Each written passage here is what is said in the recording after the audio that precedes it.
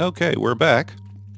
It's part two, developer's commentary, unnecessary risk. This is my uh, most recent fan mission, but not very recent. I think I put this one out in 2007. And we're upstairs in the Lord's, in Bafford's bedroom, and we've just got done pretty much nicking all there is to nick out of this room.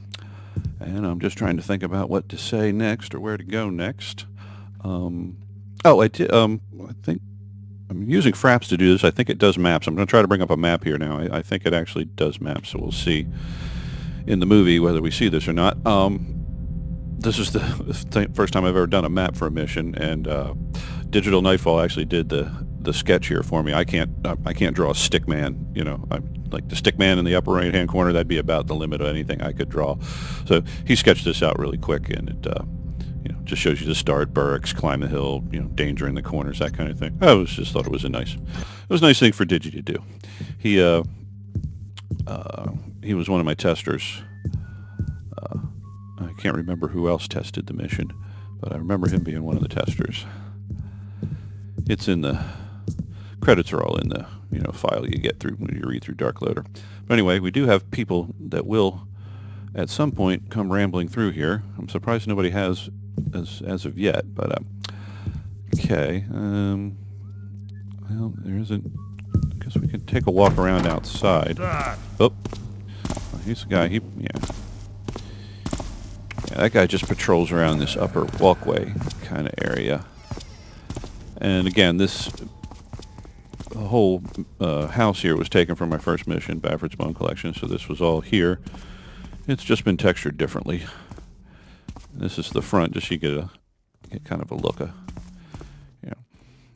I should have put something in some distant art back there. It's usually the stuff you see, either trees or the city or whatever. That stuff you see in the horizon that, it's just painted on the walls. It's in Andromeda, we refer to it as the distant art. And for some reason, I didn't put any distant art in this mission. And now that I look at it, I think I probably should have, but I'm sure I had a good reason to not when I made the decision when I built this thing. So there's a guy coming in. We'll just slip back here into the shadows while he passes.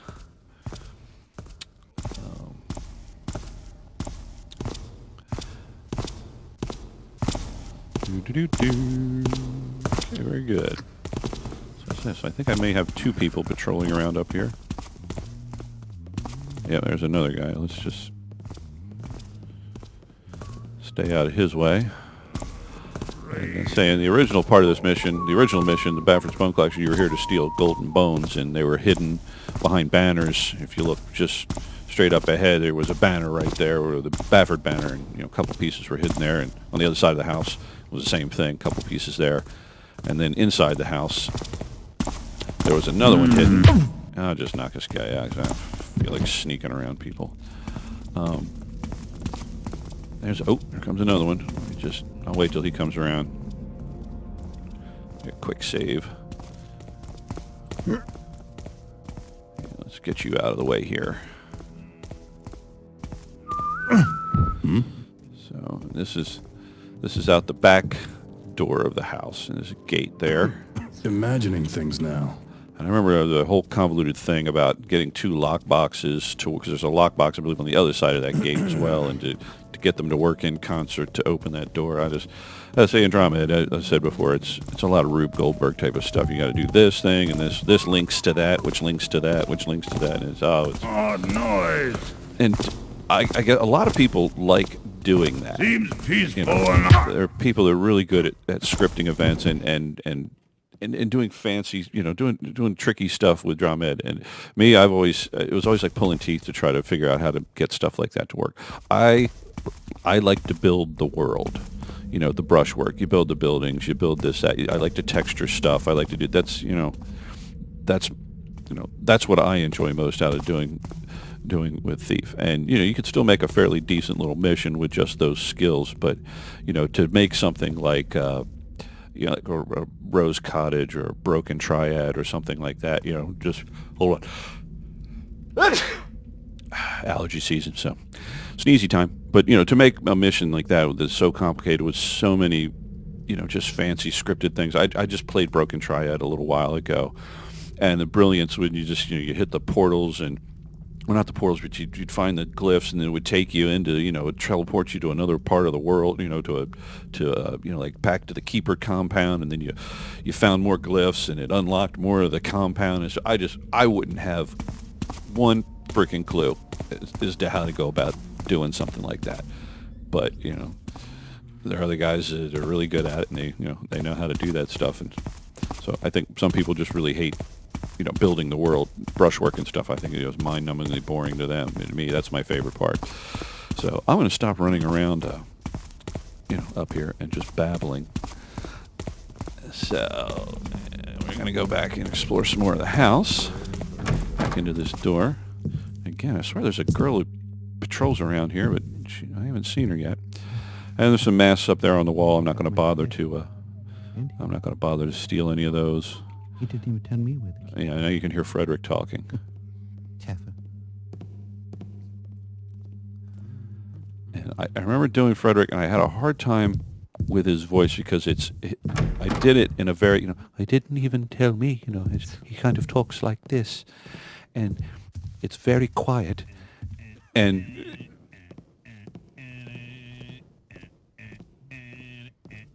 there he is, just humming Smoke on the Water, just that's funny to me. But to get audio to work in Thief correctly, the recording level just has to be as hot as possible. If you have an audio file, let's say 70% of full scale, digital full scale, it will just tend to get lost in the game and buried by any other sounds. So you have to keep your WAV files, just as hot as possible. And then if you compress them and limit them, so basically you just want to brick wall limit the things and make them as hot as you can. And Frederick's, they're if you look at the file in a Wave, you go, man, they're hot as hell. But just the nature of the sound is very delicate, so it just tends to get lost. And that's the one thing I didn't like about the way Frederick's voice came out, because it's easy to miss a lot what he does, because the audio files just don't stand up against most of the other sounds in the game. They just... Is someone there? So, okay, that guy's walking around. He's got a key. That's not Frederick. That's somebody... Hello? Thought I saw something. Yeah, see. Yeah, that's another key. Really? Nothing. So... There barely more moss on the brick around here. It's just... So I'll leave him. Something must do something. That's Frederick over there by the stove, and he's got a key. So if you get pretty close to him, you can hear him not so bad. But yeah, Hello? Hello? Is anyone there? So I'm just trying to do a few things, just try to get him to say some stuff. I might as well darken the kitchen here, so I get some places to hide. See if we can rile him up.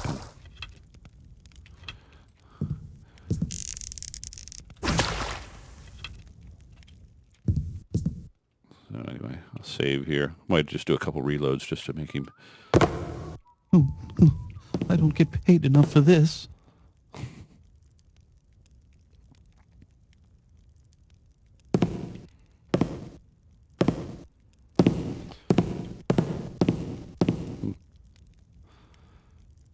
And he goes back to alert 1, or alert 0, I guess, when you're not doing anything. So just see if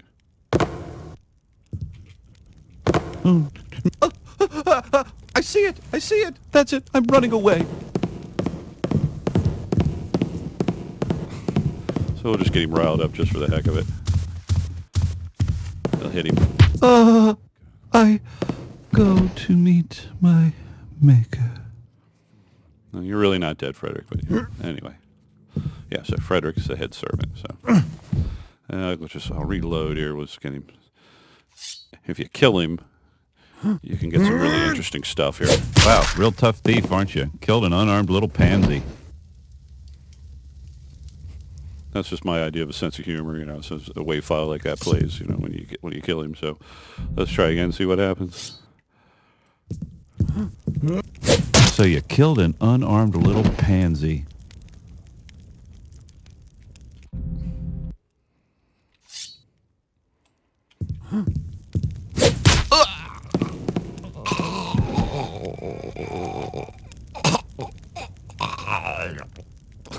This is really bad. But I wasn't going for good. Sometimes it's just good for a good laugh. Okay, there's another death thing. We'll kill him one more time. Okay, that's the same thing. Wow, real tough thief, aren't you? Killed an unarmed little pansy. I'm gonna shoot him with an arrow, see what happens here. Are those my guts on the floor? Are those my guts on the floor? Oh boy.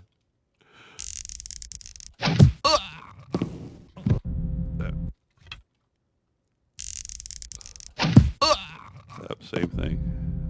Trying to get to fire off the real long one. Wow, real tough thief, aren't you? Killed an unarmed little pansy. Just the way it is when you try to get something to work the way you want to, it'll never do it. So, yep. Okay, one more and then I'm done. You can go find him and kill him as many times as you want, find out what happens.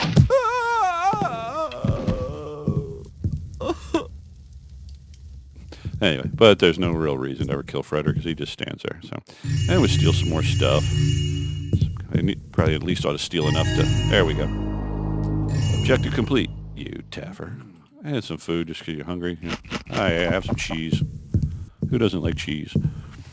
I remember over here in this library part, there's this tiny ring down here. Yeah. Okay, that's just a bonus just to find that one. So let me see. What is it? Yeah, checking nooks and crannies. Okay, very good. Anyway, when the first version of this mission, Bafford Bone Collection, these windows were, you could see through them. They were the transparent kind. And I also had the more mushrooms in here, and I had that psychedelic freaking disco red lighting in here. I don't know what I was thinking. It looked so terrible when I went to do the commentary about a year ago for it. But so the library looks much more... much more like a regular library would. And I did things like, you put these like little 45-degree, trim pieces up in the ceiling. It's things like that just break up the room so things don't look so boxy. And I also did this, the trim down here. That's trim. It's a quarter of a drum unit wide. And you'll notice it goes all the way around, the whole first floor here. And it's just molding like that. Just, really makes things look a little fancier. But, man, stuff like it, it's a pain in the butt to do. And oh yeah, and here you go. You can even tell the trim here is actually half a drum unit. What you're looking at, dead center of the screen, that face there that's sticking in the brick, that's a half drum unit wide. The grid that I build on, a half a unit by a half a unit by a half a unit, is the smallest thing you could build. The grid only goes so fine. If I went one more down the grid, I think that's 12. I think I built on 12. Yeah, I think it's 12. If you go to grid 11, you can build things a quarter inch by a quarter unit by a quarter unit by a quarter unit. But to get a quarter unit trim that I wanted here, you take a brush and you make it a half a unit wide, but then you bury half of it in the wall, so only a quarter of it, only half of that sticks out, so it gives you a quarter of a unit. So that's how you end up with the piece that's that wide. With the grid scale that I'm working with. If you go to grid scale 11, there's the flute. I must have moved it down here. If you go to grid scale 11, the finer you make the grid, it has its advantages, but also it has disadvantages. And I find just working with 12 is plenty good for me. I've never really had the need to have to build brushes that are that thin, that fine. I can always figure out a way to do what I need to do with keeping the grid at 12. And also authors too, I guess they start at 16 and then they work because you can change the grid size. I think grid size 16. I think like 4 by 4 by 4 is the smallest thing you can make, and it's great for placing big large large brushes in the world, because you tend to want to build in multiples of 4 and 8 and 16, because it's just the way, when you go to texture things, it just makes things easier. If you try to texture something that's 13 wide, then it's not going, if you're trying to, it's just not going to work as well, because textures go in groups of 2 or 4 or 6 or 8, so you generally want to keep your brushes built in 2s, 4s, 6s, and 8s. And but I never bothered using a huge grid like 16. When I start, I turn the thing on when I start a mission. I start it on 12, and I don't change it ever. It's once you learn how to work the grid using the X, Y, and Z coordinates, because everything in the mission is either is at X, Y, and Z somewhere in the physical world, in those 3 planes. And as soon as you get good at doing that and typing numbers in, I find it's not really necessary to work with such a large grid, as long as you're familiar with with the numbers and how to work that. So I'm probably getting way too technical there. But so anyway, this is the kitchen, and the downstairs area. This was built new for this mission. There was no downstairs in the first version of this mission. And man, we got a lot of bread here. And there is a girl who comes. I can hear her. Okay, yeah, she's the one that. Yeah, she comes down here, and she also goes throughout the rest of the mission. There's somebody else who also patrols down here low. And basically, I remember I basically just put this room here so you'd have a place to hide halfway down the stairs. I mean, it was more, a case of, I don't know if this is the greatest place to put a storeroom for the kitchen, but it was more just a convenience for the player. So you have a place to hide. And there's a lady who comes through here. And I'm just going to run back and whack her on her head, because I don't need anybody running around going crazy. So I'm going to quickly find her and dispatch her.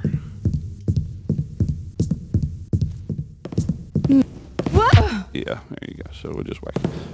Now this, if you noticed, at the beginning of the mission, you saw this cottage, but you could not get in through this door, because you can't pick that lock. You have to come back around through this way. And then there is a key. So just so you know where you are, that's the, ahead those are the 2 guards. That's the hole in the wall that you came in.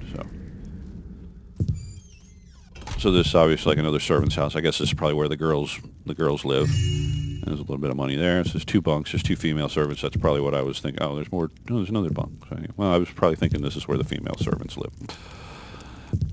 And it's nicely connected to the house, so you don't have to go outside during inclement weather. And again, as in my later missions, putting more trim work, this kind of stuff, just, you take these little bits of trim out of here, and it really is just a rectangle, with some paint on it, brick paint, wood paint up there. And, rotating the floor 45 degrees, just gives the work just a little bit of life and just a little bit more detail. It's just more interesting to look at. And a bit of a storage room here, and obviously this is, I guess, where the electricity comes from. And nice little bathroom down here. Again, modern toilets and things. I don't know. Some people don't like the modern toilet. Modern toilet's fine with me. More objects in here. I think Nameless Voice did the custom objects in here. I think those were his. I believe that's his wood texture as well, and his lights. And now here, ooh, there's something behind this banner. I should have made this banner a door, just so you could fob it, and and it would, open, and you could close it, because I've always found having the slash banners to be very unthiefy. But so anyway, if you slash the banner, there are these little doors. Now, this is about as fancy as I get when it comes to drama. You notice I can fob the doors, but I can't fob the wine. You have to do something special. There's a script, a custom script, and I forget who did it, but probably Nameless Voice did it as well. That the wine bottles are not fobbable right now. In other words, you can't pick them up, but once you find the key to unlock the door, as soon as you unlock one of those doors, then that sends a signal to the wine bottles to say, okay, now we can pick them up. So you've seen that before, where you've seen something in a cabinet, and you sort of went, you right clicked, and you went, oh, well, how did I pick something up through the door? Well, that's because you were close enough to fob it, but the there wasn't a script on it that said you can't, pick it up until the door gets open. Now, a lot of people never found the key to this, to this stash here, and I think you can bash the doors open or fire arrow them open. It's not very thiefy, but I believe you can, just use a little barbarism to do that. But if you notice, you can even see the key from in the mush right here, dead center of the screen, over top of the door for the bathroom. The simplest place to hide the key, right there. But a lot of people miss it. So anyway, and again, yeah, there we go. So again, another bonus objective. What did I say there? Oh yeah, stealing Baffert's prize wine is a low down, dirty thing to do. Good job. So anyway, so let me see. We go down here. At some point in this mission, I think I had statues. I had little notches cut out in here, and I believe I had statues in here. And I just, for some reason, I just didn't like it, so I took them out. And again, my penchant for tiling carpet, this doesn't look very good to me. I don't know why I did that, but it's just, what are you going to do? At some point, I thought it was a good idea. Looking at it now, not so much. And there's more stuff to steal down here.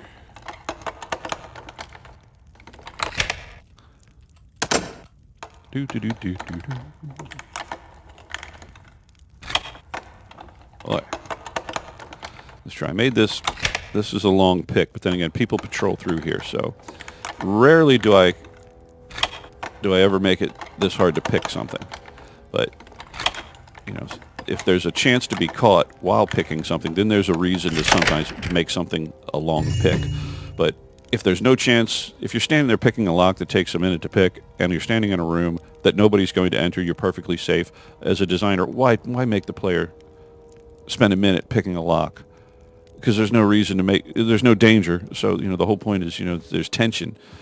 But if there's nobody going to come, then there's no tension to it. So, and usually players know that. Guards patrol hallways. They don't really patrol rooms as a general rule. So you generally know you're safe. And so I try not to, I try not to give people, overly long lockpick, problems to deal with. There's one case in a mission where I decided it was worth it.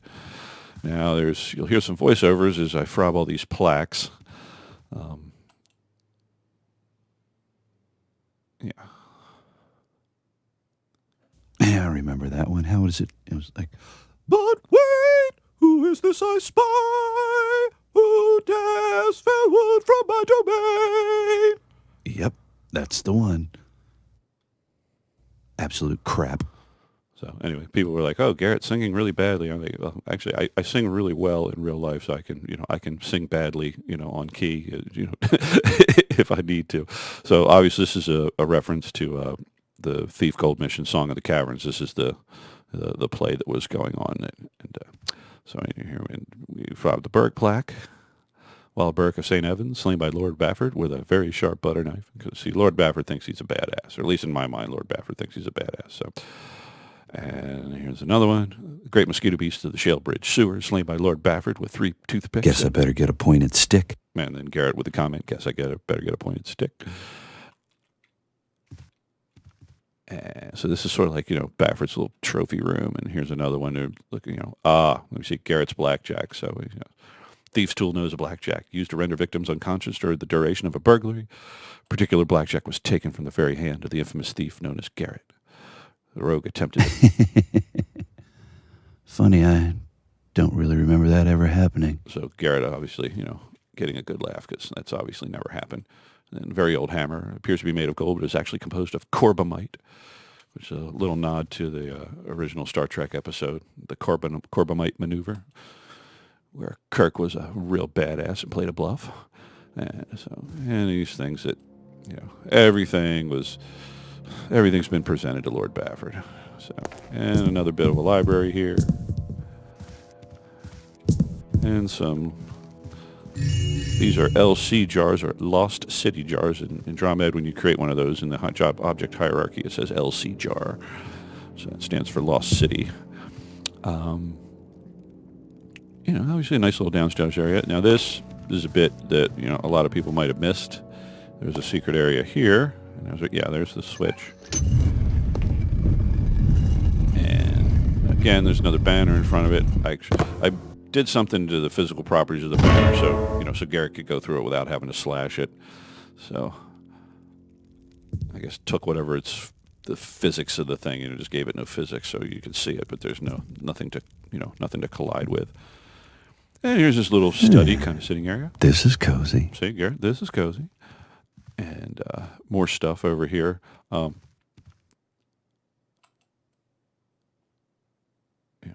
Damn, it's a fake. So obviously a nod to the original version of this mission where you had to steal the golden bones. Well, obviously, Baffert doesn't want anybody to think the bones got stolen, so he's replaced them with fakes. At least that was my thinking.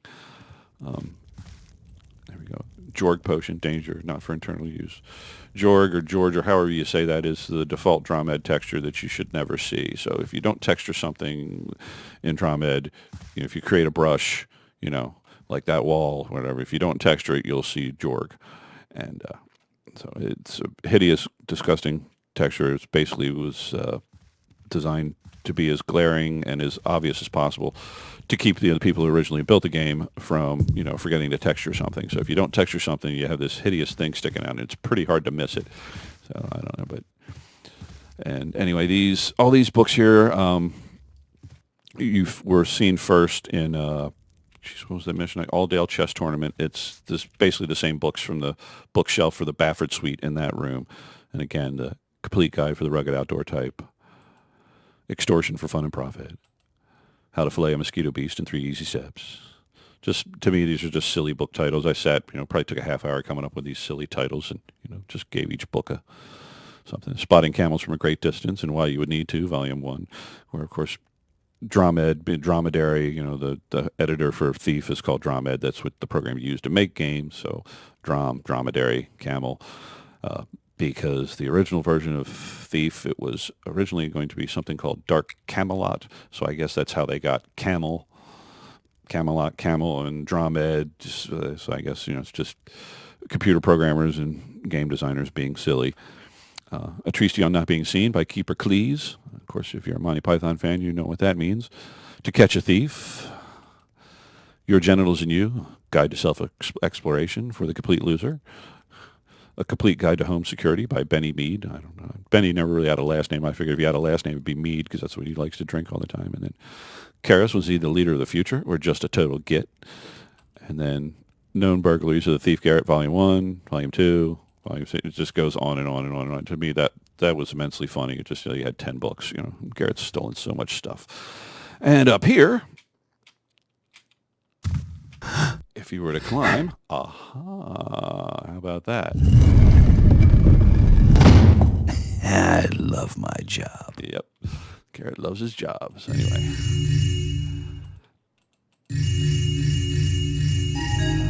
Okay. So I got a bonus. What did I do there? I just, okay. Yeah, this is just for finding this. You get a bonus objective or a bonus thing for finding this stash.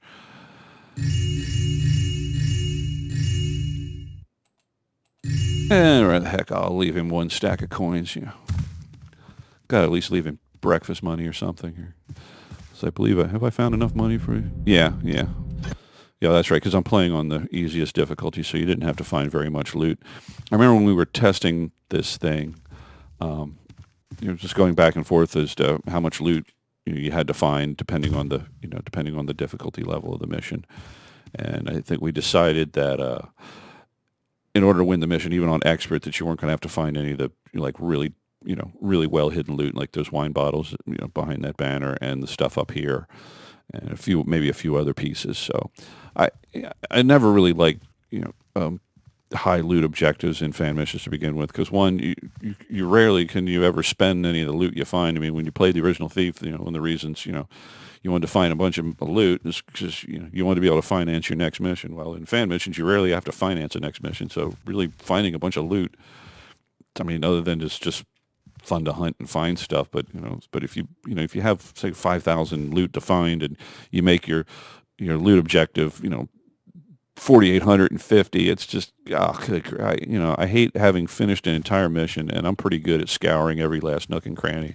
And if I've completed every objective besides finding enough loot, well, then you probably made your loot objective a little too high. I mean, at that point, most of the time, I will just stop. I will consider the mission won and go on from there because, I'm not running over your whole map, to find that one coin that's out in the lawn somewhere, I mean, I made some loot here hard to find but also some people I think just like to scour map and just like to go, hey, I found 100% of the loot. So I made it for those people. If you want to find 100% of the loot in this mission, you're going to have to work for it. But, I didn't make it, something that you had to do to, quote, win the mission. So, if that's the way you wanted to play, that's fine. And, also here too. So you notice how, for you drama ed authors, it might be, if you're building, thinking, well, what's the best way to do some things? If you put this furniture here just like this, in the standard way it's shipped from Looking Glass, you're going to get to the point where I go here, oh, now I'm stopped and I can't walk here. Please, if you're going to put furniture together in somebody's house, get in there and readjust the physics box. That's the collision box that makes Garrett run into something and stop. Make the collision boxes a little bit smaller because, there's nothing more annoying when I have to hop over the coffee table to get through the room, It's just that kind of thing just drives me crazy. So if there's an obvious path where it looks like you should obviously be able to walk, please get in there and readjust the physics box so you can, so the player can do that. And, it's just little things, but it just gets to be annoying sometimes. People spend all this time making these beautiful missions and, I'll be flummoxed by something like that and I'll go, really? So anyway, just that's my preference. So I think we've pretty much seen the whole mission here. I've got all except for the dewdrop dolly. And that's back more towards the start point. Let's just start blackjacking people. And quick save. Still have to find out what that Strange noises. Still try. Oh, I know what those keys must be. It must be those keys you keep finding must be for this. For this here. Yeah, that's what it was. Okay. There we go. Open up the gate. And then we'll just run around a little bit. And maybe whack some more people on the head. Just because it's fun. There you go. I like doing it. You don't even have to slow down. You just...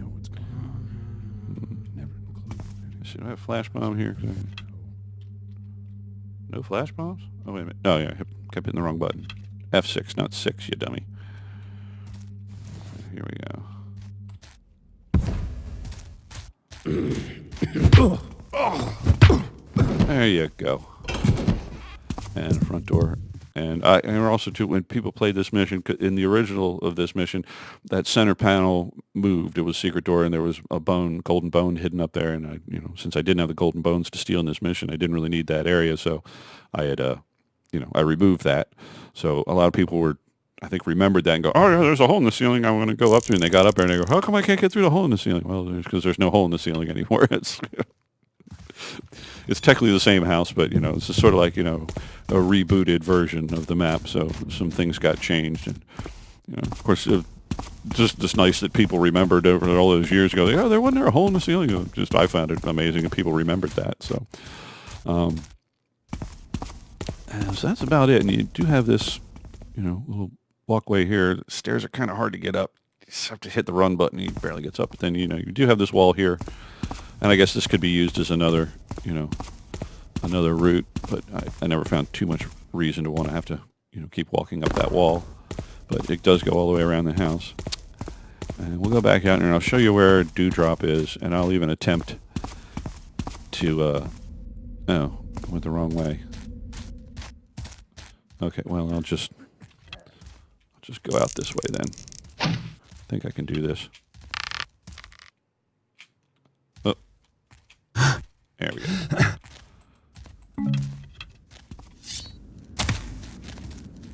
Okay, we got to go back to the, basically the start where that hole in the wall was. And we'll just knock people out. go. Someone behind. Yep, someone's behind you, all right. Well, anyway, yes, that's pretty much the whole mission. It's not, as I say, it's not much bigger than Baffer's Bone Collection as far as gameplay is concerned. It's just, I mean, it's physically a lot larger, but it's mostly just a huge, big, empty space around the house. Just makes it look a little more realistic. Now, again, here, dead center of your screen, there's Dewdrop, right there at the top of this tall spire. And I remember when I built this thing, I did a whole thing where the distance from here to there, it was all, you know, it was very calculated. Well, it wasn't so much calculated, so I built it and went, can I make the jump? And I go, oh, it's too easy. So I kept making things smaller and smaller and kept, you know, adjusting the brushes to the point where it was just super frickin' impossible to do. I mean, just on the edge of possible. So, and I'll show you what it's supposed to be able to do in Old Dark, but in New Dark, for some reason, I've just not been able to get this jump to be able to work with any consistency. But the whole point is you're supposed to quaff a speed potion, then you back up and get your slow fall potion ready. Then you're going to make your jump. And the one thing I noticed in doing this is when you quaff a slow fall potion, Garrett will actually rise ever so slightly before he starts to fall. I don't know, it's just the way the thing is. And part of making that jump was aided by hitting the slow fall potion just at the end of the jump, just to give him just that little bit of extra lift so he could make the jump. You could run there and jump mantle, in other words, grab a hold and then mantle up, but the way I had it set, you could literally jump from there all the way to the top of that spire, and you actually had to hit the back button when you landed, because a lot of times, since you still had the speed potion, you just go flying over the other side. But with New Dark, I've yet to do that. I think I jump mantled it once, but in like 100 tries. It was ridiculous. So, but here goes. I'll just do it once just to see what you were able to do at some point, and then if you look, there's dirt textures on there. So I think right now with rope arrows, you can climb the rocks, stick rope arrows in the dirt and climb those rocks, and you can make it up that way. And I think somebody might even have found another way up there. I don't even remember.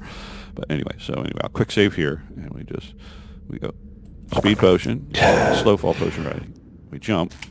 Yep, see, not even close. So I'll hit slow fall potion, and so I'll give it one more try, and that's it. But this jump was possible. Yeah. Anyway, I'm not gonna bother with doing that forever. But also, as I recall, there was also I hit a scroll on the other side of these rocks. I think it says something like, what are you doing back here? Because really, there's no reason to go on the other side of those rocks. And I remember doing it once, and it takes like Jedi ninja skills to work your tools, I think, between a rope arrow and your climbing skills to get back over that rock, to get back into the world. It's practically impossible once you're over there. But then again, with New Dark and New Mantle, it might be a little bit easier. So, but anyway, that's where Dewdrop is up there. And if you do grab Dewdrop, you get an objective. I think it's just something like Gloria Creep will be happy that you found her dolly. And then we go past the barracks. And there you go. And I also remember too, a lot of people got to the, started the mission and couldn't find their way out of those, out of that, because I guess that little tunnel, that little crevice that you can get through was kind of hidden. If you didn't walk all the way towards that wall, you'd miss it. So some people started this mission and went, how do I get out of here? I was just like, just keep walking, Taffer, and they went, oh, okay, I found it. So anyway, that is Unnecessary Risk. It's the last fan mission I ever released back in around 2007 or so. I do have another one in the works. Started about 10 years ago. Actually started it for the first beauty contest, if you can remember that. And it just grew from there, and the map itself is fairly complete. It just has no life whatsoever. There's no AI, no scripted events, no objectives, no nothing, not even any loot. A few objects here and there. So God knows when I'm going to get around to making that. I started back up on it a couple of months ago, worked on it pretty hard for a week, and then I haven't touched it since. So, I can just run so hot and cold on building Andromeda.